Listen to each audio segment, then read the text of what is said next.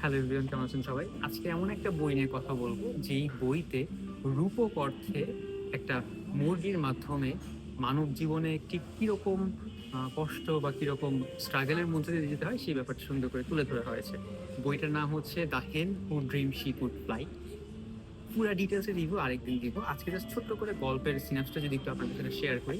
এখানে স্প্রাউট নামে একটা মুরগি থাকে, খামারের মুরগি। সে শুধুমাত্র ডিম পাড়ার জন্য উপযোগী। তাকে দিয়ে হচ্ছে খামারে শুধুমাত্র ডিম পাড়ানো হয়েছে।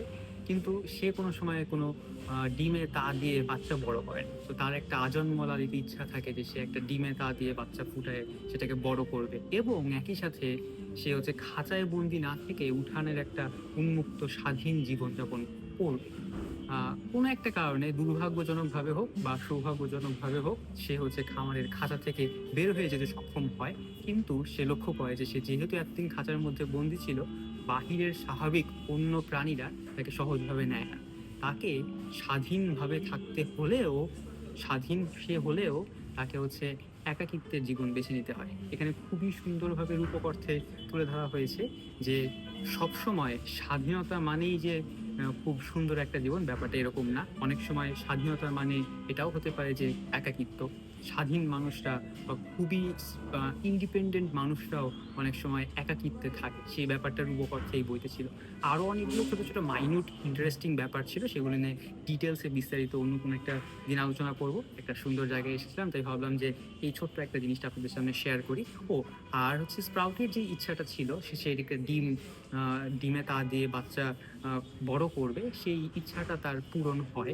এবং সে হচ্ছে আ কোনো একটা কারণে গল্পের কোনো একটা মোড়ের মাধ্যমে সে হচ্ছে একটা হাঁসের ডিম তা দিয়ে বড় করে। সে যখন ডিমটা তা দিচ্ছিল তখন সে জানতো না যে এটা একটা হাঁসের ডিম। সে ওই ডিমে তা দিয়ে যখন পরবর্তীতে যখন বাচ্চা ফোটে, তখন দেখা যায় যে একটা ছোট্ট একটা হাঁস সে পায়। এবং একটা মুরগির কাছে একটা হাঁসকে বড় করে তোলা বা হচ্ছে ঐরকম মানে পালিত করা, এই স্ট্রাগলটার ব্যাপার যেরকম উঠে এসেছে, ঠিক একই সাথে আমার কাছে মনে হয়েছে যে স্প্রাউটের একা একা এই হাঁসটাকে বড় করার মাধ্যমে রূপক অর্থে সিঙ্গেল মাদাররা বা সিঙ্গেল ফাদাররা, স্পেশালি সিঙ্গেল মাদাররা কিভাবে কষ্ট করে তাদের সন্তানকে বড় করে তোলে, এই ব্যাপারটা বেশ রূপক অর্থে ফুটে উঠেছে। আরো অনেকগুলো ব্যাপার ছিল, এগুলো নিয়ে অন্য কোনো একদিন হয়তো আলোচনা করব। যে বইটা নিয়ে কথা বলছিলাম সেটা হচ্ছে 'দ্য হেন হু ড্রিম শি কুড ফ্লাই'। মূল লেখাটা লিখেছেন হচ্ছেন সিওন মি ওয়াং, কোরিয়ান একটা ফিকশন। এই বইটার অনুবাদ করেছেন সাজিয়া ইসলাম বৃষ্টি। অনুবাদ নিয়ে বলতে হয়, মোটামুটি অনুবাদ বেশ ভালো। অনুবাদ বেশ ঝরঝরে ছিল। আর এই বইতে গল্পের কাহিনীর সাথে সাথে বেশ সুন্দর করে বেশ কিছু ইলাস্ট্রেশন দেওয়া ছিল। আর যেটা বই থেকে বের হইলো সেটা হচ্ছে কার্ড, ছোট্ট একটা কার্ড। এটা হচ্ছে ওই হাঁসের, ছোট্ট হাঁসটা। আর এই যে বাকি সব হাঁস, এইখানে আছে হচ্ছে স্প্রাউট, আর তার সাথে ছোট্ট করে হচ্ছে স্প্রাউটের সেই হাঁসের বাচ্চাটা। মানে বাকি সব মানুষ, সব হাঁসদের মধ্যে তাকে কিভাবে অপদস্থ হতে হচ্ছে, সেই ব্যাপারটা এখানে সুন্দর করে ফুটে উঠছে। এই হচ্ছে আজকের বই নিয়ে ছোট্ট করে একটা আলাপ। খুবই সংক্ষিপ্ত করে আপনাদের সামনে জানালাম। দেখা হবে অন্য কোনো একটা এপিসোডে।